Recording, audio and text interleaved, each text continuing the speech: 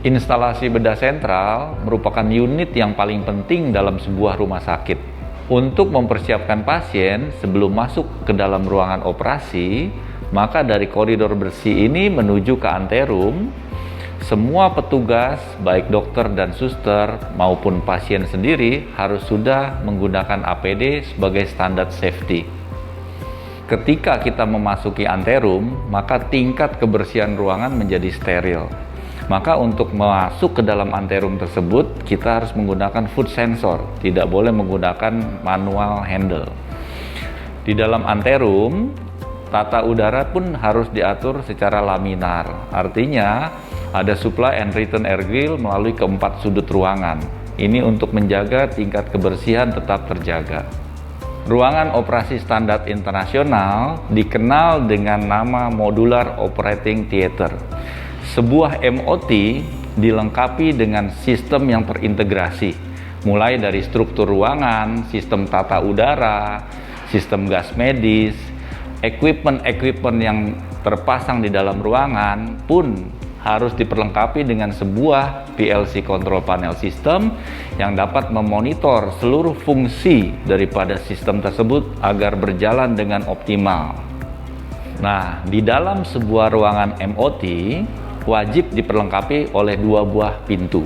Pertama adalah pintu utama hermetic sliding door, yang kedua adalah pintu samping hermetic swing door.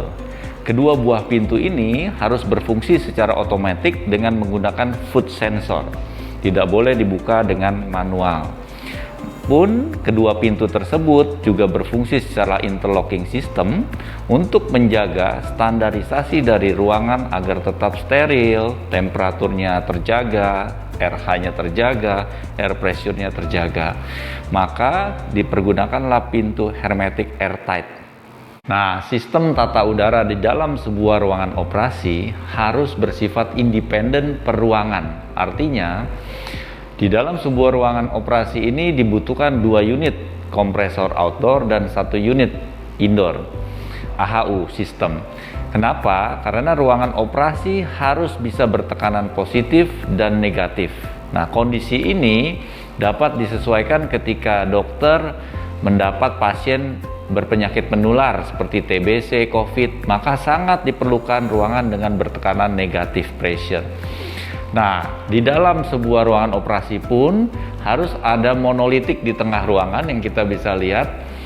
Monolitik ini persis di atas meja operasi. Kenapa? Tujuannya agar udara yang keluar melingkupi tubuh pasien hanya diizinkan memiliki 1000 partikel airborne di sekitar ranjang tersebut. Pun laminar airflow dari ruangan tersebut harus tetap terjaga. Makanya suplai dari monolitik harus mengalir ke 4 sudut return air grill di pojok ruangan yang kemudian akan difilter lagi melalui pre-filter, medium filter, dan HEPA filter. Demikian pula untuk sistem medical gas atau gas medis di dalam sebuah ruangan MOT. Memiliki persyaratan 5 outlet gas yang wajib. Pertama adalah N2O, yang kedua O2, yang ketiga adalah air, pressure, dan vakum. Yang kelima adalah AGSS. AGSS ini penting untuk menyerap semua gas-gas nitrogen yang terbuang di dalam ruangan agar tidak menimbulkan efek samping bagi si pasien ataupun si petugas. Ada beberapa rumah sakit yang membutuhkan tekanan 8 bar untuk vakumnya. Nah, ini kita bisa lakukan dengan additional request untuk melengkapi sistem gas medisnya. Sistem kelistrikan dari sebuah ruangan MOT pun harus memenuhi persyaratan yang sangat-sangat safety. Artinya, semua arus listrik yang berhubungan dengan tubuh pasien melalui instrumen-instrumen itu harus dipastikan tidak ada kebocoran arus listrik, harus 0. Maka sangat diwajibkan untuk menggunakan trafo isolasi medis untuk semua peralatan yang terhubung dengan tubuh pasien nantinya melalui trafo isolasi medis baru boleh dikonek ke peralatan tersebut. Nah, trafo isolasi medis ini dipasang di bagian koridor kotor yang memiliki kapasitas 5 kVA dilengkapi dengan sebuah UPS. Nantinya, trafo isolasi medis ini merupakan faktor penunjang utama ketika listrik di dalam gedung mengalami gangguan, dipastikan trafo isolasi medis dapat berfungsi dengan baik. Dalam sebuah ruangan MOT juga dibutuhkan peralatan standar seperti pass-through box. Pass-through box ini merupakan akses untuk peralatan bedah yang telah digunakan dan linen kotor. Tujuannya agar cleaning service tidak memasuki ruangan, tapi melalui pass-through box ini. Pass-through box ini berfungsi secara interlocking, jadi memiliki dua pintu depan belakang yang dioperasikan secara touchless sensor, jadi tidak menggunakan handle tangan untuk membukanya secara manual. Di dalam pass-through box juga ada lampu UV untuk mensterilkan kuman yang akan dibawa ke koridor kotor. Bila satu pintu terbuka, maka pintu lain dari arah berlawanan tidak dapat dibuka. Tujuannya agar tekanan udara, temperatur, dan air pressure juga tetap terjaga dalam sebuah ruangan.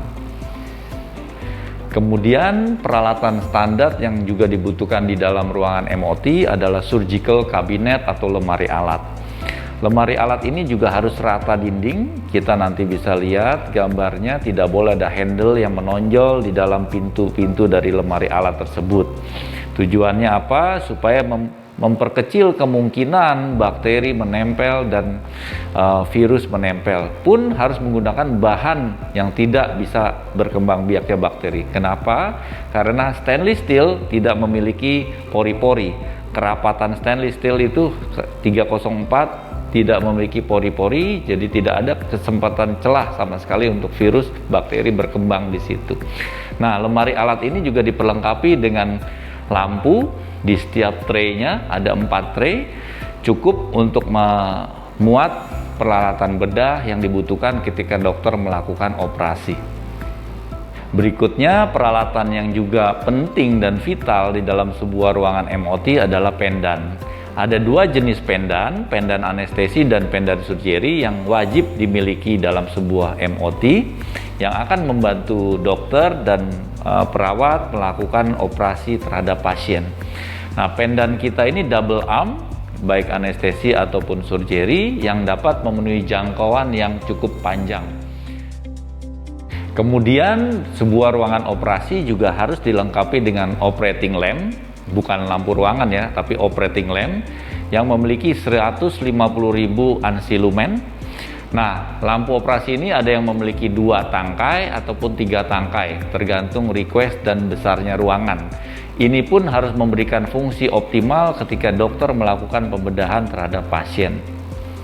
Nah, kemudian pasti dibutuhkan peralatan seperti X-ray film viewer dengan kapasitas 2 negatif film, tujuannya untuk melihat hasil rongsen di dalam sebuah ruangan operasi. Kemudian biasanya di atas daripada X-ray film viewer juga ditempatkan digital timer yang akan melakukan countdown dari proses operasi itu sendiri dan memberikan waktu yang diperlukan untuk mengoperasi pasien, karena di situ ada waktu untuk pendannya sendiri, pendan surgery, pendan anestesi, waktu operasi pasien, dan waktu local time daripada ruangan rumah sakit tersebut berada. Setelah kita membahas banyak equipment yang terintegrasi tadi, semua peralatan tersebut sejatinya terkoneksi ke dalam sebuah sistem pintar yang kita namakan PLC control panel. Nah, sensor-sensor HVAC, medical gas, sensor ruangan, sensor pintu, sensor lampu, itu semua dapat dikoneksikan melalui PLC control panel ini. Sistem pintarnya ada di sini. Pun PLC control panel ini juga bisa berfungsi seperti layaknya sebuah handphone kita. Kita bisa mengaksesnya dari handphone, tapi hanya diberikan kepada orang-orang tertentu saja tentunya. Nah, ketika waktu idle atau waktu istirahat pun dokter atau suster bisa melakukan entertainment di dalam fungsi PLC ini. Tapi yang terpenting adalah recording dari pasien yang dioperasi, nama dokter, nama pasien, jenis penyakit, waktu pelaksanaan operasi, itu semua termonitor dan kita bisa input di sini di PLC control panel sistem ini dan akan terintegrasi kepada SIM RS dari rumah sakit. Nah, ada kondisi di mana dokter mungkin tidak mau diganggu. Jadi ada dua fungsi utama yang sesuai dengan Permenkes 40 tahun 2022 kemarin, yaitu pertama adalah occupied unoccupied. Ketika ruangan ini tidak dipergunakan atau unoccupied, fungsi dari sistem tata udara harus tetap berfungsi. Artinya dia hanya berjalan dengan satu kompresor supaya suhu ruangan tetap terjaga dan sistem air pressure dan sebagainya juga tetap terjaga. Ketika dia occupied, dua kompresor akan running secara bersamaan, itu juga pemakaian listrik dan sebagainya juga harus meningkat.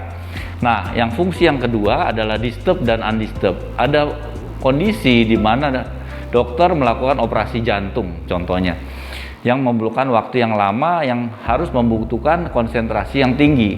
Nah, tentunya pintu utama, pintu hermetic sliding tadi biasanya difungsikan kepada undisturbed, artinya dokter tidak bisa diganggu.